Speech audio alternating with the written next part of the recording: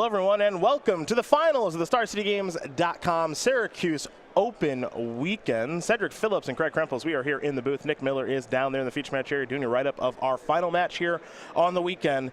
Dan Musser, your number 2 overall seed with Eldrazi will be on the play against Jeffrey White, your number 4 overall seed, playing Eldrazi. Musser on a mulligan to 6. White has kept his 7, but maybe most importantly, Musser being on the play in a matchup where play draw is rather important. Musser did scry to the top, as you see a Basilisk Collar, and you talked about turn 2 Thought-Knot Seer, where Musser has that. As you see Jeffrey White's opening hand here, he's got a Walking Ballista, a Chalice of the Void, an Ulamog, and just a couple of lands there, an Eldrazi Temple, Cavernous Souls, and a Ghost Quarter. And neither player is going to be anywhere near a Tron on turn 3, outside of White drawing perfects off the top here. So this is kind of interesting that we're not seeing the super haymakers that we might have thought. White's hand not looking all that great. You see Musser saying, you know what, you already get to keep the lands, and I'm not taking Chalice with this card. I don't care about Chalice at all. Neither of our decks care about Chalice. Now you've got to choose between Walking Ballista or an Ulamog that could come much further down the road. Yeah, I would think with the turn 2 Thought-Knot Seer that you got to take the Walking Ballista here. There's already the Basilisk Collar on the table to machine gun things down. It will be Walking Ballista that is selected as we head back over to Jeffrey White, who picked up a copy of Reality Smasher. He will play an Eldrazi Temple, and if he's able to draw another one of those next turn, life is going to be pretty good.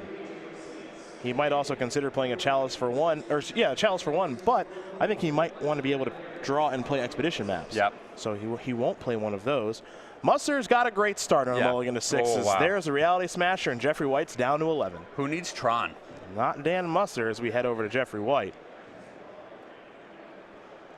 Yeah, and with that start, I'm surprised he even thought about that Ulamog at all. This is a Ghost Quarter. And I'm not even sure White has anything to play on this turn. Again, he's still got Chalice over there. Yeah, one of the issues, next turn he has a Reality Smasher, but he's taking 9 going to 2. So playing a Smasher next turn means he's just going to die. Well, we're going to go over to Dan Musser here, and if he's able to draw a Reality Smasher, this game is over. He will draw a card. He picked up a copy of Urza's Mine. It looks like he may have, is that a Wormcoil Engine maybe I saw? Musser does have one of those in his deck list here this weekend, as here comes Smasher and Thought-Knot Seer. White is down to 2. Now he can't play that Wormcoil Engine because it's not an Eldrazi, so he'll just play that Urza's Mine. I think he's still in a good spot either way. Yeah, I think he's doing just fine for himself. He'll play a Chalice on 2 and now pass the turn back. And that's great. That takes Jeffrey off of potentially drawing a Walking Ballista. Yeah. Because Walking Ballista, equip the Collar, would save him for another turn. Here is an Urza's Mine. This is a Reality Smasher, and that's all well and good, my friend, but you are facing lethal on the table, and I promise you Dan Musser's not going to miss this attack. So you don't think he's going to misclick here? I don't think so. I don't think we're going to see any game resets either, as he'll attack with both creatures. So Dan Musser is going to win game number 1 here very quickly over Jeffrey White. A mulligan to 6, no problem, as you see just how important the play is in this matchup. Well, and I asked for it, and I got it. The double Temple draw. Yeah. The Thought-Knot Seer on turn 2, Smasher on turn 3. Wow. This deck, sometimes, wow. First time we've seen it all weekend, and it's timely there for Dan Musser as he's very quickly up a game here over Jeffrey White. These players will take a look at each other's sideboards, and we will do the same. 2 Grafdigger's Cage, 2 Pithing Needle, 2 Ratchet Bomb, 2 Relic Progenitus, 2 Hangerback Walker, 2 Warping Whale, a Basilisk Collar, and Wormcoil Engine, and a Surgical Extraction is what Jeffrey White is working with.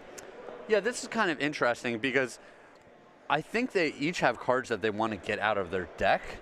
The Awless Dust is obviously very mediocre. In general, I think the Chalice of the Void is pretty poor in this matchup, but they don't have a whole lot of great cards to bring in. So we're going to see some of these so-so tier 2 cards come in.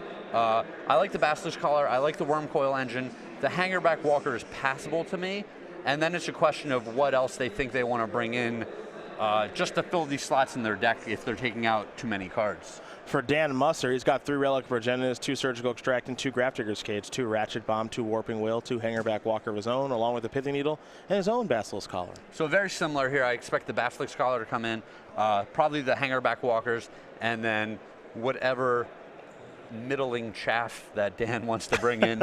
Yeah, there's just not great cards for them to bring in, but you can't leave all his dust in your deck in this matchup. I don't think you want to leave Chalice of the Void in your deck. That's 6 cards right there. So if you only have 3 or 4 effective sideboard cards to bring in, you just pick the next best thing.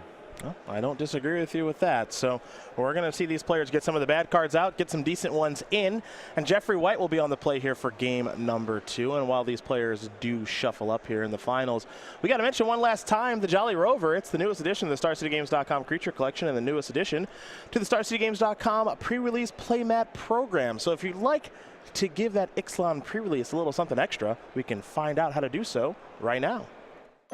Say hello to the newest member of the StarCityGames.com pre-release exclusive creature collection, the Jolly Rover. Illustrated by fan favorite Andrea Radek, this motley crew is ready to set sail. Want this limited edition playmat at your pre-release? Have your local store contact StarCityGames.com by August 7th to get signed up. Visit go.starcitygames.com/pre-release to learn how to make your pre-release brave the unknown with the Jolly Rover. Make sure you sign up by tomorrow. That's on Monday. That's the last day that your store can sign up to get the Jolly Rover playmat at your Ixalan pre-release a little bit later this year. Trust me, that pre-release is going to get here sooner than you think. It'll be preview season, and we'll be talking about pirates and dinosaurs pretty soon. Yes. I wanted to make sure you were able to get one more of those out. So, Thank you, matey. You're very welcome. With regards to what players are playing for here this week, and if you're just joining us, first of all, thanks for joining us. Second of all, you came at a good time as you're watching the finals unfold here from Syracuse, New York. The winner of this match, $5,000, 30 SCG points, an invite to that Season 2 Invitational in Roanoke, Virginia. The loser, well, they'll be okay. Yeah, very healthy. Yeah. $2,000, 25 SCG points, an invite to that Season 2 Invitational. And players who made the top 8 here this weekend, at least they walked out of here with $500, 15 SCG points, an invite to that Invitational. So we'll be looking forward to seeing each and every single one of the players that made top 8 here this weekend at the Berglund Center in Roanoke, Virginia, December 1st through the 3rd, which is when that Season 2 Invitational will be standard and modern with a standard top 8.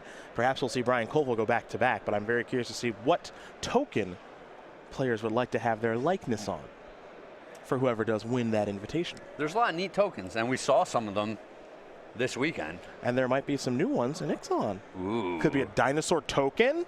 Roar. Pirate token. Yar. Which would be, I don't know, that wouldn't be weird. Maybe it'd be like a human pirate or something. I don't know. Sure. Wizards is pretty cool about doing some cool stuff with that. So some cool stuff to look forward to with Magic's newest set and that invitational that's coming up around the corner here in December. I say around the corner. December is like 4 months away. It's going to come a lot faster. Yeah, I was about to say it's going to be right on top of us in no time. It'll be a lot faster than that. So one of the things that I didn't really mention when we were going over the sideboards here that's definitely worth noting is the Ghost Quarter surgical extraction interaction. We have seen players go this route before, especially against Tron players, where you Ghost Quarter one of their Tron pieces, surgical extraction all of the copies out of their deck. Yeah, that was Todd Stevens' plan for a little while in the mirror match. He tried for a little while like 4 Ghost Quarters, 4 surgicals on his stream. I do remember watching that a couple of times. So it is an effective strategy. As you see Jeffrey White here, he's going to start things off with an Urza's Power Plant and Expedition map. He could have Tron as soon as turn number 3 as we head back over to Dan Musser.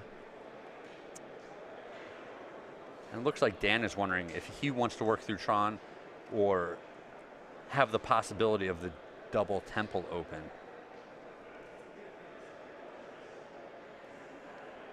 Dan has a mine of his own, so he'll pass back.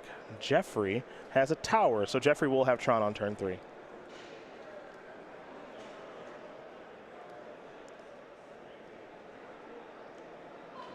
For Musser, it's a tower, and he'll pass. Jeffrey will sacrifice the Expedition map, and he's going to complete the Tron by getting an Urza's Mine here in just a moment. Hey, yeah? let him make his own decision. All right, there it is. He chose the mine. All right. He chose the mine. Good on you, Jeff. Yep. Well played. Well navigated. Yes, absolutely. And we'll see if he has a big payoff here. Obviously, Karn seems like game over. In this spot, yeah. Yeah. Yeah. Karn, eat your tower. Best of luck. We go over to Jeffrey White. Remember, he's only got 1 Karn.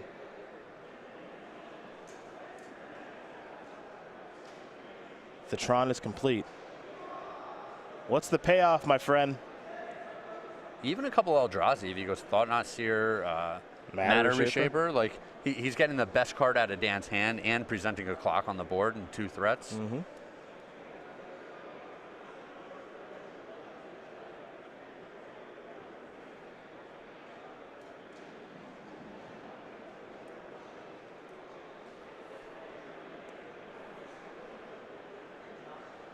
Decisions here for Jeffrey White.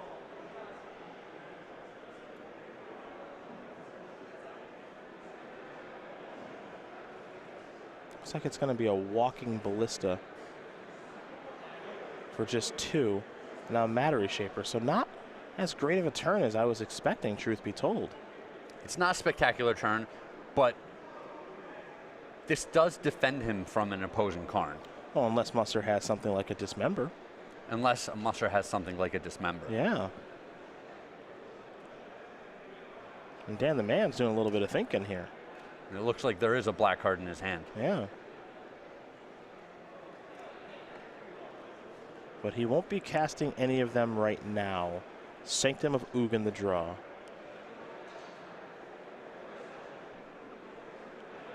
No Tron piece. But he does have Thought Knot Seer. So he'll play that trigger, take a look. Reality Smasher, Walking Ballista, Seagate Wreckage, and a Wastes. And this is a pretty good hand. Not a bad hand. Not a bad hand at all here. Well, obviously Thought Knot Seer doesn't block Reality Smasher well, so there's something to be said for taking that. But if he leaves into the Ballista, he can play a Ballista for 4. Use 3 of its counters, 1 off of the other Ballista, still have them both on the board, and have killed the Thought Knot Seer, drawn an extra card because of that, and have 3 threats on the board. It's very true. Ballista's actually a pretty nice card here in the mirror. Good deck, good card in this deck in general, and now you see that Dan is going to take the Walking Ballista, and he says, I'll have to figure out a way to beat the Reality Smasher. Now, again, we know that Musser does have a Dismember. Yep. So he does have an answer. It's expensive. Oh, he's going to take 5 and then 4 to cast the Dismember. Yeah. And also lose 2 cards. Yeah, and he's probably taking a shot from this Matter Reshaper while he's at it. Don't want to block that thing and just lose your creature to that Walking Ballista. Now, he was thinking about playing Seagate Wreckage, was Jeffrey. He might play a different land now. He's picked up a Tron piece. Just showing off his cards. Well. I have one of these. Yeah. Musser knows anyway, but he's decided he wants to play the Tron piece that he drew so that he can play this and still activate Walking Ballista. Reality Smasher and Matter Reshaper are going to come in. Musser's going to take a bunch of damage, and now Jeffrey's going to activate that on his main phase, make it a 3/3. I think he kind of just had to block the Matter Reshaper there. He's taking so much damage. Well, again, it just depends on what's in Dan's hand. I mean, he took that damage pretty quickly.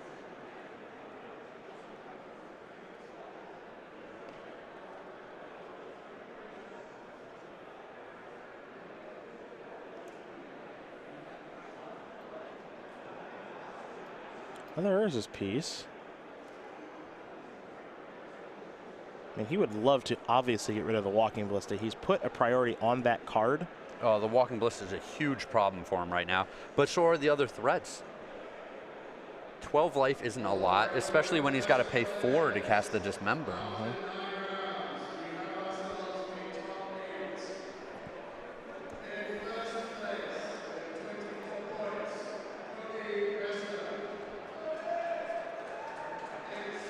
Matter Reshaper is what Dan's thinking right now, with Dismember at the ready. Well, yeah, he can make multiple plays this turn with a Matter Reshaper. He also has a Hangerback Walker in his hand. Yeah, but no Tron right now. That's a problem with that. You saw how he cast a Matter Reshaper, Eldrazi Temple, plus a Tron land. Yep. 2 mines and a tower. That's my eyes are deceiving me.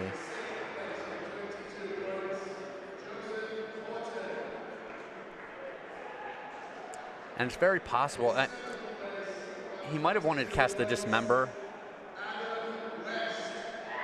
on the Walking Ballista first, taken 3 and 4, And that's taken 7. 7, putting himself at 5. Yeah. And then played the Matter Reshaper. He can double block the Reality Smasher. Taking another 3, going to 2. Oof. Boy, it's a hard way to do it, man. Sure, but I think leaving this Ballista on the board is just too risky. It's just a concession. Well, everybody's coming in now.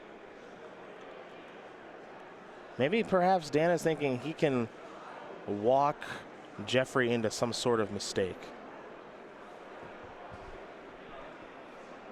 Maybe that's the hope here.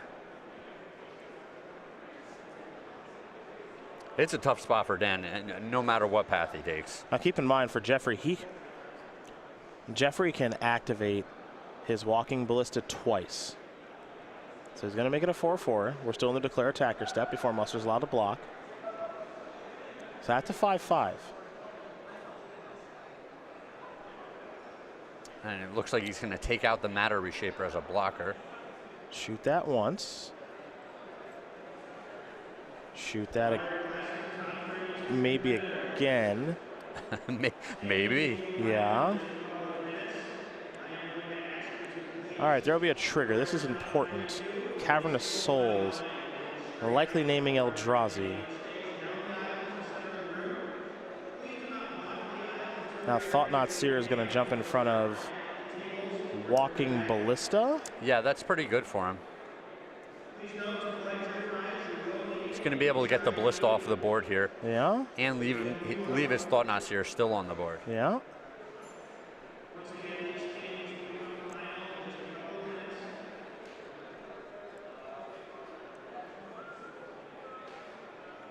All right.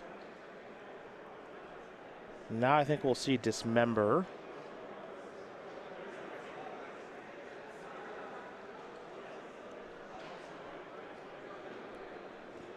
This game is fascinating. All right, so Musser's going to fall down to 9. Yeah, there's a lot going on here. Yeah. And now here's Dismember. Musser's going to have to, yep, there's the trigger. Yep, he's got to discard a card now. It's on the opponent to remember that there's a trigger there. Yep.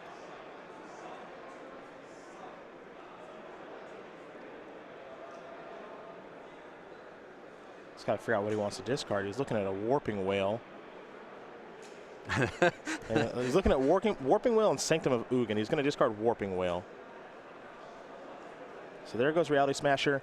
And now 3 damage will be dealt, and Musser's going to fall down to 2. So now he's untapping, and he will be drawing. It looks like a Reality Smasher. Yeah, another Reality Smasher. So the thing about Musser and his deck, and Eldrazi-tron in general, is that it can flip the script really quick. Yes. Smasher closes the game out so fast. Yeah, Jeffrey White made an attack there that allowed his Walking Ballista to get eaten. Mm-hmm. I think that was huge for the way this game is going to play out. Totally agree. If he had just left all the counters on it, I think Musser would have had a much tougher time there. We might see Musser now go Reality Smasher, Hangerback Walker simply for 1. And say, I'm going to play a Smasher. Yep. Attack for 9. I want to get you for 9. I know your hand, or at least most of it. He knows about Seagate Wreckage. I'm not sure if he knows about the other card. Actually, I'm pretty sure, yeah, he knows it's Seagate Wreckage plus Waste. So, yeah, I like this. Yep. This is an attack for 9. Play Hangerback Walker for 1. That'll be something that can do some chump blocking. Yeah, even if you kill it somehow. Yep. Now, if he draws Karn, he loses.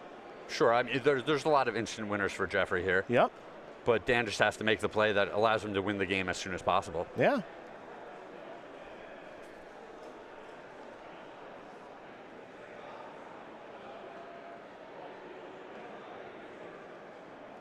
And the second Reality Smasher is going to be lethal here, barring another spell out of Jeffrey. Yeah, the question is, what did Jeffrey draw? Dan is going to line up Hangerback Walker. This is my plan right now, my friend. I might block like this. Yeah. Maybe. I got big plans here with this blocker. Now, again, we did not get a great look at what Jeff has drawn this turn. The only person that knows is Jeffrey White. Oh, man. This could be a good slow roll.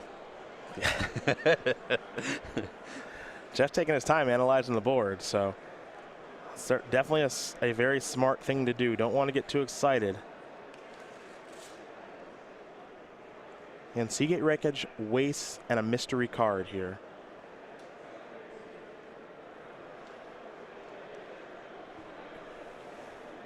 It was a ghost quarter. That's not going to do it. That's not going to do it. I think Musser's going to win this game. His opponent had turn 3 Tron. Some good mana sinks for the Tron. Mm-hmm. And Musser, very patient with the Dismember, has found a way to win this game. He's going to untap. Dan will draw. I promise you he's going to play this Reality Smasher. We're going to see a ghost quarter in the draw step.